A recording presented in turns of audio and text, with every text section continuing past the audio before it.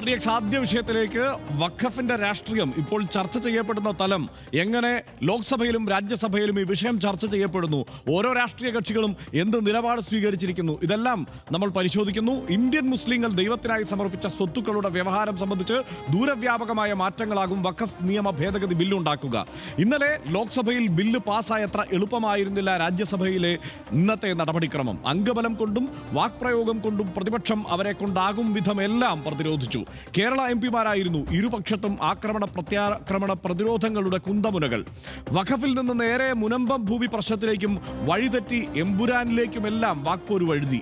ഇന്നലെ ലോക്സഭ ബില്ല് പരിഗണിച്ചപ്പോൾ പ്രതിപക്ഷ നേതാവ് രാഹുൽ ഗാന്ധി വൈകിയെത്തിയതും പ്രിയങ്ക ഗാന്ധി വരാതിരുന്നതും ഇന്ന് വലിയ വിവാദത്തിന് വഴിവെച്ചു. ഇന്ത്യ സഖ്യം മുമ്പെങ്ങുമില്ലാത്ത ഒത്തൊരുമ സഭാതലത്തിൽ കാണിച്ചപ്പോൾ രാഹുലിന്റെ മൗനത്തിലും പ്രിയങ്കയുടെ അസാന്നിധ്യത്തിലും അസംതൃപ്തി പുകയുന്നുണ്ടോ? ആദ്യം 59 സെക്കൻഡിൽ RDX റാപ്പ് കാണാം. ശേഷം ഈ വിഷയത്തിൽ നടക്കുന്ന പ്രതികരണങ്ങൾ വിലയിരുത്തി ചർച്ചയിലേക്ക്. പ്രിയങ്കയുടെ അസാന്നിധ്യവും രാഹുൽ ഗാന്ധിയുടെ മൗനവും ഇതുവരെ കോൺഗ്രസ് മുന്നോട്ട് വെച്ച നിലപാടിനെ ദുർബലമാക്കുന്നുവെന്നാണ് ഉയരുന്ന വിമർശനം. രാഹുൽ മിണ്ടാതിരുന്നത് സംഘപരിവാർ അനുകൂല സോഷ്യൽ മീഡിയ ഹാൻഡിലുകളും പ്രയോജനപ്പെടുത്തി. മുനമ്പം കത്തി നിൽക്കുമ്പോൾ വഖഫ് ബിൽ ചർച്ചയിൽ കേരളത്തിൽ നിന്നുള്ള MP എവിടെ പോയെന്ന ചോദ്യവും ഉയർന്നു. അസംതൃപ്തി നേരിട്ട് പരസ്യമാക്കിയില്ലെങ്കിലും മുസ്ലിം ലീഗ് അടക്കം സഖ്യകക്ഷികൾ അസ്വസ്ഥരാണ്. CPIM-ൽ നിന്ന് തല്ലും തലോടലും വന്നു. ഇന്നലെ ഒറ്റ ദിവസത്തെ സഭയിലെ അസാന്നിധ്യം കൊണ്ട് വഖഫ് വിഷയത്തിലുള്ള രാഹുൽ ഗാന്ധിയുടെ ആത്മാർത്ഥത അളക്കേണ്ടെന്ന് CPIM സംസ്ഥാന സെക്രട്ടറി MV ഗോവിന്ദൻ പറഞ്ഞത് രാഷ്ട്രീയ കൗതുകമായി. അതേസമയം കോൺഗ്രസ് ആരുടെ പക്ഷത്താണെന്ന് വ്യക്തമാക്കണമെന്നായിരുന്നു LDF കൺവീനർ TP രാമകൃഷ്ണന്റെ പ്രതികരണം. വലിയ വാക്പോരൊക്കെ ഉണ്ടായാലും രാജ്യസഭയിലെ ബില്ല് പാസ്സാകും. പ്രതിപക്ഷ നിരയിലെ ആ വലിയ മൗനവും അസാന്നിധ്യവും തുടർ ചർച്ചകൾക്ക് വഴിവെക്കുകയും ചെയ്യും. RDX rap news Malayalam.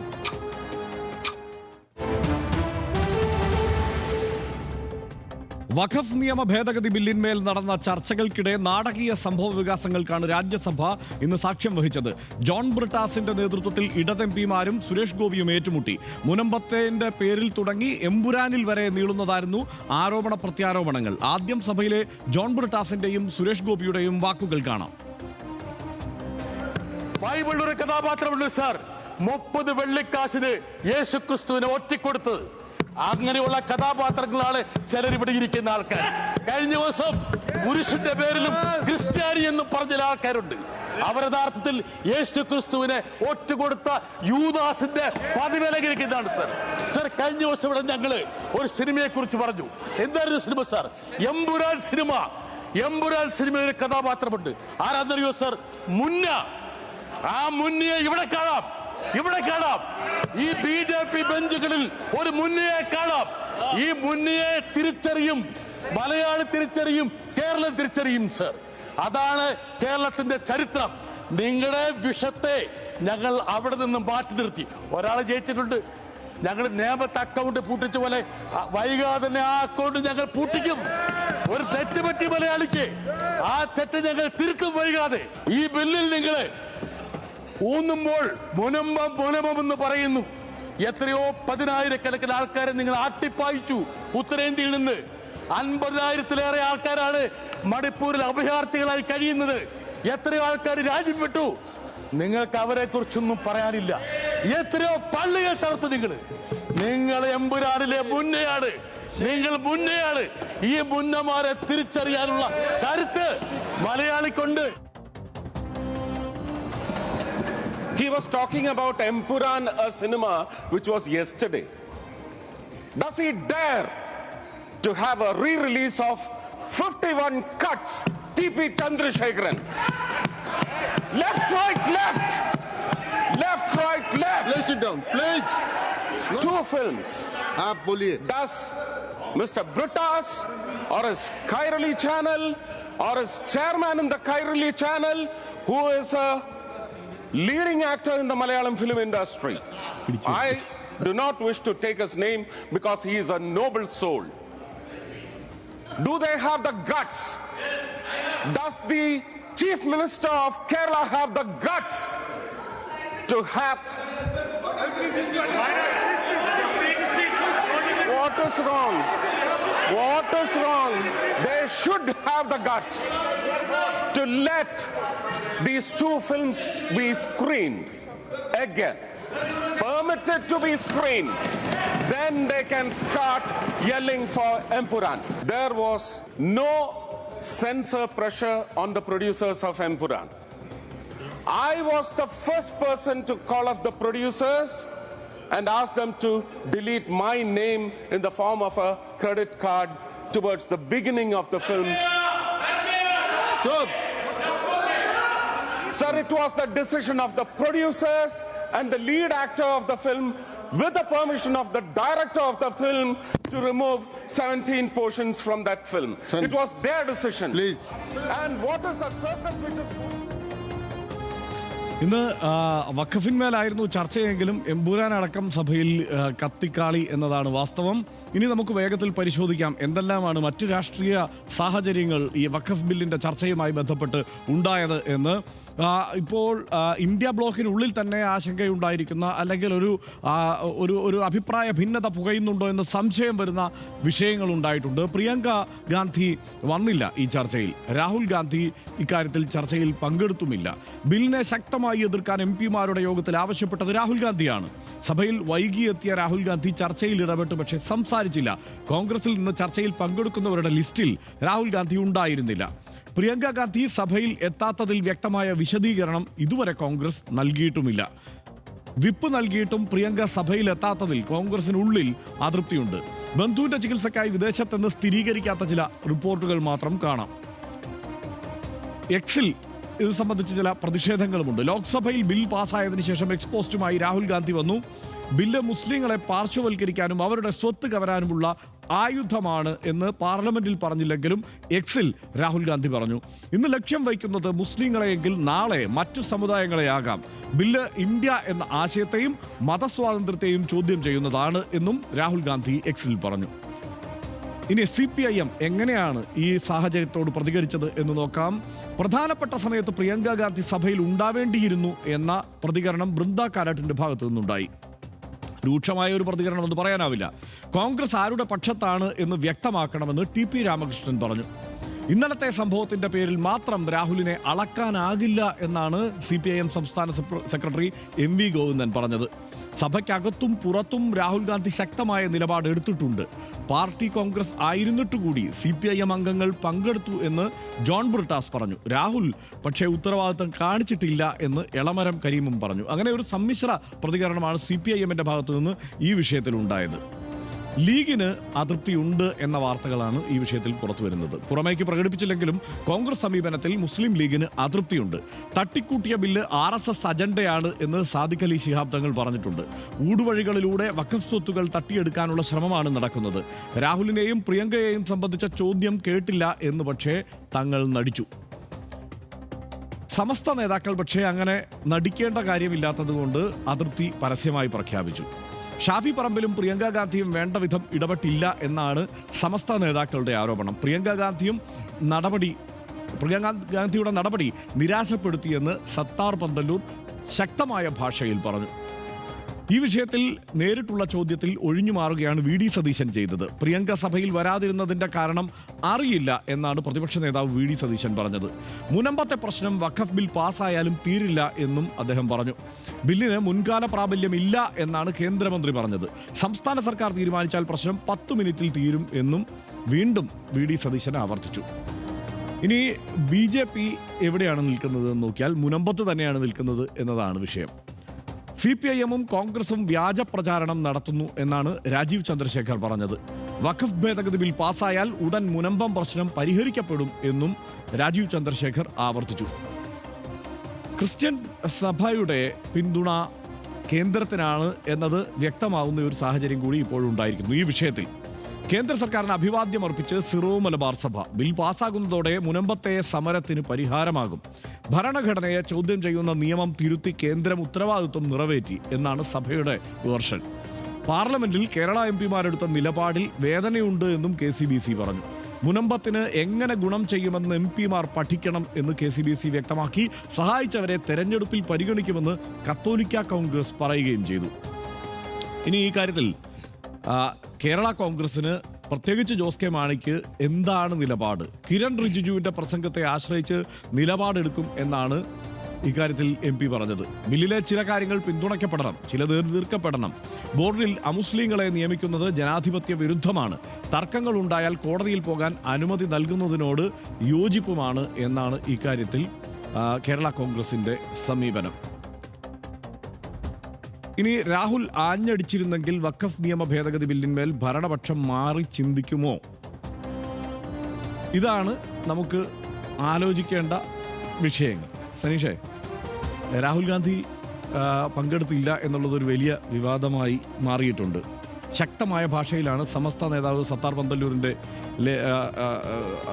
Facebook പോസ്റ്റൊക്കെ വന്നിട്ടുള്ളത്. ഒരു കടുത്ത രാഹുൽ ആരാധകൻ എന്ന നിലയ്ക്ക് സനീഷിനെ നിരാശപ്പെടുത്തിയോ രാഹുൽ? ഇല്ല, ഞാൻ അതിലേക്ക് വരുന്നതിന് മുമ്പ് എനിക്ക് മറ്റൊരു കാര്യം പറയട്ടെ. ഞാനത് എഴുതിയിട്ട് മറന്നുപോയവർക്ക് എഴുതി വെച്ചിട്ടുണ്ട്. അതായത് ആദ്യം സുരേഷ് ഗോപിയുടെ പ്രസംഗം, അതിനെക്കുറിച്ച് 2 വാക്ക് പറഞ്ഞതിന് ശേഷമേ ചർച്ചയിലേക്ക് പോകാവൂ എന്ന് ഞാൻ എഴുതി വെച്ചിട്ടുണ്ട് ഇവിടെ. അതായത് എമ്പുരാൻ വിവാദം ഉണ്ടായതിനു ശേഷം ലാലേട്ടനും പൃഥ്വിരാജും ആന്റണി പെരുമ്പാവൂരും അടക്കമുള്ള ആളുകൾ ഏറ്റവും കൂടുതൽ വിഷമിച്ച ദിവസം ഇന്നായിരിക്കും. ഇത്ര വലിയ ആക്ഷേപം RSSന്റെ ഭാഗത്തുണ്ടായിട്ട് പോലും, ഓർഗനൈസർ ലേഖനം എഴുതിയപ്പോൾ പോലും അവർക്കുണ്ടാകാത്ത വിഷമം ഇന്ന് അവരുടെ സഹപ്രവർത്തകരും സുഹൃത്തുമൊക്കെ ആയിട്ടുള്ള കേരളത്തിലെ ഏറ്റവും പ്രധാനപ്പെട്ട സൂപ്പർ താരമായിട്ടുള്ള സുരേഷ് ഗോപി അവിടെ ചെന്നിട്ട് എമ്പുരാനെ 51 വെട്ടുമായിട്ട് സാധ്യതപ്പെടുത്തിയിരിക്കുകയാണ്. 51 വെട്ടുമായിട്ട് യൂട്യൂബിൽ ഇപ്പോഴുമുള്ള 51 വെട്ട് എന്ന സിനിമയുമായിട്ട് നമ്മുടെ 183 കോടി രൂപ ചെലവാക്കിയിട്ടുണ്ടാക്കിയ അമണ്ടൻ സിനിമ, കേരളത്തിലുണ്ടായുള്ള ഇൻ്റർനാഷണൽ സിനിമയെ പാർലമെൻറ്റിനകത്ത്, രാജ്യത്തിൻ്റെ പാർലമെൻറ്റിനകത്ത് താരതമ്യപ്പെടുത്തി സംസാരിച്ചിരിക്കുകയാണ് സുരേഷ് ഗോപി.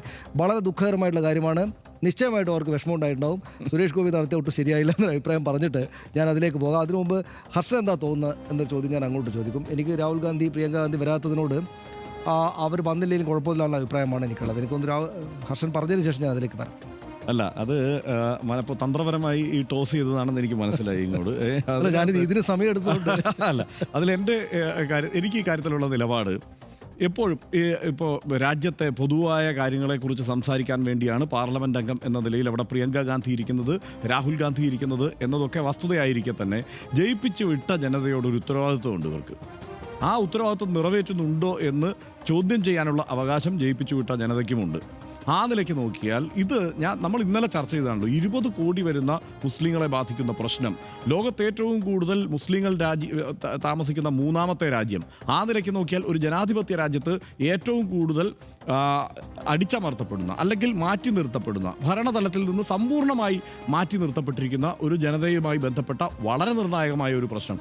ഇക്കാര്യത്തിൽ ഇനി ഉത്തരേന്ത്യയിൽ എൻ്റെ വോട്ടിനെ സ്വാധീനിക്കുമോ എന്നൊക്കെയുള്ള ആശങ്ക ചിലപ്പോഴായിരിക്കാം. അങ്ങനെ ചിലർ വിലയിരുത്തുന്നുണ്ട്. അതുകൊണ്ടാണ് ഞാൻ പറഞ്ഞത് അങ്ങനെയൊന്നും ആയിരിക്കില്ല എന്ന് ഞാൻ കരുതുന്നു. കാരണം രാഹുൽ ഗാന്ധി പലപ്പോഴും ഇപ്പോൾ അതിനുശേഷം എക്സിലൊക്കെ ശക്തമായി പ്രതികരിച്ചിട്ടുള്ളൂ. പക്ഷേ രാഹുൽ ഗാന്ധി എന്താണ് അവിടെ പറയുന്നത് കേൾക്കാൻ ഇവിടെ എല്ലാവരും ആഗ്രഹിക്കുന്നുണ്ട്. ആര്? ഈ രാഹുൽ ഗാന്ധിയെ മുമ്പ് ജയിപ്പിച്ചു വിട്ട, പിന്നീട് പ്രിയങ്ക ഗാന്ധിയെ ജയിപ്പിച്ചു വിട്ട, ചെറിയ വോട്ടിനൊന്നുമല്ല, 4-4.5 ലക്ഷം വോട്ടിൻ്റെ ഭൂരിപക്ഷത്തിന് ഇവിടെ നിന്ന് ജയിപ്പിച്ചു വിട്ട ആളുകൾ അത് ആഗ്രഹിക്കുന്നുണ്ട്. അത് അവരുടെ വാക്കുകളായി തന്നെ പുറത്തു വരുന്നുണ്ട്. ആ കാര്യത്തിൽ ഞാൻ ഈ പറയുന്ന ഈ പ്രതികരണം നടത്തിയ ആളുകളുടെ കൂടെ തന്നെയാണ്. അവിടെ രാഹുൽ ഗാന്ധി ഒരു ഷാഫി പറമ്പിൽ മോഡ് പിടിച്ചു എന്നാണ് എനിക്ക് തോന്നുന്നത്. ഷാഫി പറമ്പിലിനെതിരെ ഉയരുന്ന ആരോപണമുണ്ടല്ലോ, അതായത് മുസ്ലിം എന്ന പേര് പറയാതെയാണ് മുസ്ലിം വിഷയത്തെ ഷാഫി പറമ്പിൽ അവതരിപ്പിക്കുന്നത് പാർലമെന്റിലടക്കം എന്ന്. ആ ആരോപണത്തിൽ ഒരു പരിധിവരെ വസ്തുതയുണ്ട്. അതിപ്പോൾ എന്തുകൊണ്ടാണ് എന്നെനിക്കറിയില്ല. ഇനിയിപ്പോൾ ആ നിലയ്ക്കുള്ള വിമർശനമൊക്കെ ഉയർത്തിക്കഴിഞ്ഞാൽ എൻ്റെ ഒരു മതേതര പ്രതിച്ഛായ നഷ്ടപ്പെടുമോ എന്നൊക്കെയുള്ള ആശങ്ക ചിലർക്ക് കാണും. ഇത് അങ്ങനെയാണെങ്കിൽ അത് ആ ചോദ്യം വളരെ പ്രസക്തമാണ്. ചില മാധ്യമപ്രവർത്തകർ തന്നെ ആ ചോദ്യം ആവർത്തിച്ചിട്ടുണ്ട്. അതായത് ഹൈബി ഈഡൻ വളരെ കൃത്യമായി ജബൽപൂരിന് വേണ്ടി ശബ്ദമുയർത്തുകയും അവിടെ റോഡിലിറങ്ങി മുദ്രാവാക്യം വിളിച്ച് മാർച്ച് നടത്തുകയും ചെയ്തു. ആ ഹൈബി ഈഡൻ ഈ വഖഫ് ബില്ലിനെതിരെ അതിശക്തമായി പാർലമെന്റിൽ സംസാരിച്ചു. അതായത് ഇത് രണ്ടും സാധ്യമാണ് ഹൈബി ഈഡന്. ന്യൂനപക്ഷ അവകാശങ്ങൾക്ക് വേണ്ടി ഹൈബി ഈഡൻ എന്നുള്ള ഒരു ന്യൂനപക്ഷ നാമത്തിൽ തന്നെ ഈ ആവശ്യം ഉന്നയിക്കാനും മുദ്രാവാക്യം വിളിക്കാനും കഴിയുന്നയാളാണ് ഹൈബി ഈഡൻ. അങ്ങനെയെങ്കിൽ അത് ഷാഫിക്ക് ചെയ്യാമല്ലോ, രാഹുൽ ഗാന്ധിക്ക് ചെയ്യാമല്ലോ, എന്തുകൊണ്ട് ചെയ്യുന്നില്ല എന്നുള്ള ചോദ്യം സ്വാഭാവികമായ ഒരു ചോദ്യമായി ഉയരില്ലേ?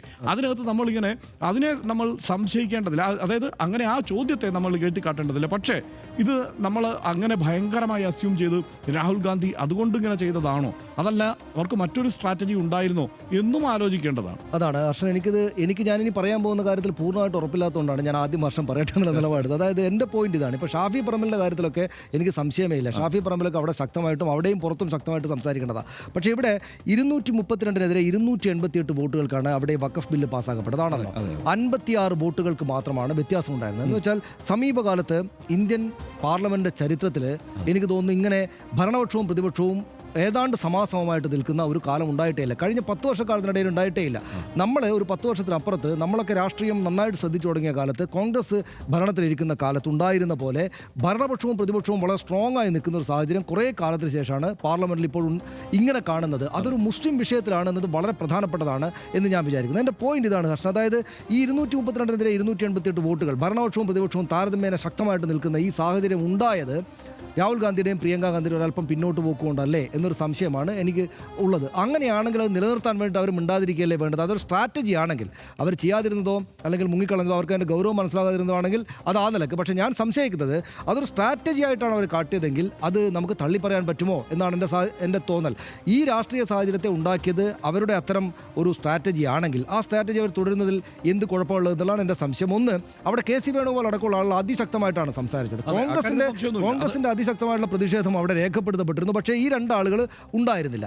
ഇത് വഖഫ് ഭേദഗതി ബില്ല് എന്നത് നമ്മൾ ഇന്നലെ പറഞ്ഞതുപോലെ ഒറ്റ മുസ്ലിം എം പി പോലും ഇല്ലാത്ത BJP ഭരണപക്ഷം മുസ്ലിങ്ങളെ ആകെ സമുദ്ധരിക്കാൻ വേണ്ടി കൊണ്ടുവന്നതല്ല എന്ന് വിശ്വസിക്കുന്ന ആളുകളുണ്ടല്ലോ. അത് ഒരു രാഷ്ട്രീയ പ്രശ്നമായിട്ട് അവതരിപ്പിക്കാനാണ്. ഒരു മുസ്ലിം പ്രശ്നം എടുത്ത് മുന്നോട്ട് വെച്ചിട്ട് അത് രാഷ്ട്രീയ നേട്ടം ഉണ്ടാക്കാൻ വേണ്ടി BJP ഉപയോഗിക്കുന്നതാണെന്ന് നമുക്ക് കാണാവുന്നതേ ഉള്ളൂ. അങ്ങനെ വൈകാരികമായിട്ട് അതിനോട് പ്രതികരിച്ചിട്ട് വൈകാരികമായുള്ള സ്റ്റാൻഡ് എടുത്തിട്ട് അവരുടെ ഐഡിയയിൽ കൊണ്ടുവന്ന് വീഴണമോ എന്ന ആലോചന കോൺഗ്രസ് നടത്തിയിട്ട് രാഹുൽ ഗാന്ധിയും പ്രിയങ്കയും മിണ്ടണ്ട എന്ന് തീരുമാനിച്ചാണെങ്കിൽ തള്ളിക്കളയാൻ പറ്റും. ആ കാര്യം സ്ഥിരീകരിക്കേണ്ടതുണ്ടായിരുന്നു. ഇതിപ്പം പ്രിയങ്കയുടെ രക്ഷയ്ക്ക് മലയാള മനോരമ മാത്രമാണ് എഴുതുന്നത്. എന്തോ സുഹൃത്തിന് ക്യാൻസർ ആയിരുന്നു എന്നൊക്കെ പറഞ്ഞു. നമുക്കത് അവിശ്വസിക്കാനോ പറ്റുന്ന ഒരു തലമില്ലല്ലോ. കാരണം സ്ഥിരീകരിക്കാത്ത ഒരു റിപ്പോർട്ടാണ്. അതിനപ്പുറത്ത് ഇപ്പോൾ സാദിഖ് അലി തങ്ങൾ ഈ തെരഞ്ഞെടുപ്പിൽ ഏറ്റവും ശക്തമായി പ്രിയങ്കയ്ക്ക് വേണ്ടി പ്രവർത്തിച്ചത്, ഈ ഭൂരിപക്ഷം ഉണ്ടാക്കി കൊടുത്തത് ഞങ്ങളാണ് എന്ന് സാദിഖ് അലി തങ്ങളുടെ മനസ്സിലുണ്ടാവുമല്ലോ. അദ്ദേഹം പറയുന്നില്ല. ഇപ്പോൾ സമസ്തയൊക്കെ പറയുന്നുണ്ടാവും, പക്ഷേ അദ്ദേഹത്തിന് അത് പറയാൻ കഴിയില്ല. ഇന്ന് ഞാൻ കണ്ട ഏറ്റവും സങ്കടകരമായ രംഗം എന്താണെന്ന് വെച്ചാൽ, ഈ ചോദ്യം നമ്മൾ മാധ്യമപ്രവർത്തകർ ചോദിക്കുമ്പോൾ സാദിഖ് അലി തങ്ങൾ പയ്യെ രക്ഷപ്പെടാൻ നോക്കുകയാണ്. അതായത് ആ അവസ്ഥയിലേക്ക് സാദിഖ് അലി തങ്ങളെ കൊണ്ടെത്തിച്ചത് ആരാണ്? അപ്പോൾ അത് വിശദീകരിക്കണം. അതാണ് ഞാൻ പറഞ്ഞത്. ഇനി എന്താണ് സംഭവിച്ചത്, ഞാൻ എന്തുകൊണ്ട് വരുന്നില്ല എന്നുള്ളത് പറയാനുള്ള ഉത്തരവാദിത്വമെങ്കിലും കുറഞ്ഞ പക്ഷം കേരളത്തിലെ കോൺഗ്രസ്സുകാരോടുണ്ട്, ലീഗിനോടുണ്ട്. ആ ഉത്തരവാദിത്വം പ്രിയങ്ക ഗാന്ധിക്കും രാഹുൽ ഗാന്ധിക്കും ഞാൻ കരുതുന്നത്. നമുക്ക് വളരെ പെട്ടെന്ന് അടുത്ത വിഷയത്തിലേക്ക് പോകേണ്ടതുള്ളതുകൊണ്ട്, രാഹുൽ ആഞ്ഞടിച്ചിരുന്നെങ്കിൽ വഖഫ് നിയമ ഭേദഗതി ബില്ലിന്മേൽ ഭരണപക്ഷം മാറ്റി ചിന്തിക്കുമോ എന്നൊന്നുമില്ല. പ്രിയങ്കയുടെ ഒരു വോട്ടുണ്ടായിരുന്നെങ്കിൽ ബിൽ മടങ്ങുമായിരുന്നോ എന്നതുമല്ല. രാജ്യത്തിൻ്റെ മതനിരപേക്ഷതയെ സംബന്ധിച്ചും മതസ്വാതന്ത്ര്യം സംബന്ധിച്ചും അടിസ്ഥാനപരമായ ചോദ്യങ്ങൾ ഉയർത്തുന്ന ഒരു വലിയ വിഷയം പാർലമെന്റിൽ ചർച്ച ചെയ്യുമ്പോൾ അതിൻ്റെ ഭാഗമായി സ്വന്തം ഡിസന്റ് ഉറച്ച ശബ്ദത്തിൽ പറയാൻ പ്രതിപക്ഷ നേതാവ് തയ്യാറാകണമായിരുന്നു എന്നാണ് ഉയരുന്ന വിമർശനം. സംവാദത്തിൻ്റെ സാധ്യതയാണ് ജനാധിപത്യത്തിൻ്റെ സൗന്ദര്യം. ആ വാതിൽ സ്വയം അടച്ചിടുന്നത് ജനാധിപത്യ സംവിധാനത്തെ കൂടുതൽ ദുർബലമാക്കുകയുള്ളൂ എന്ന് RDX കരുതുന്നു. അടുത്ത വിഷയത്തിലേക്ക്.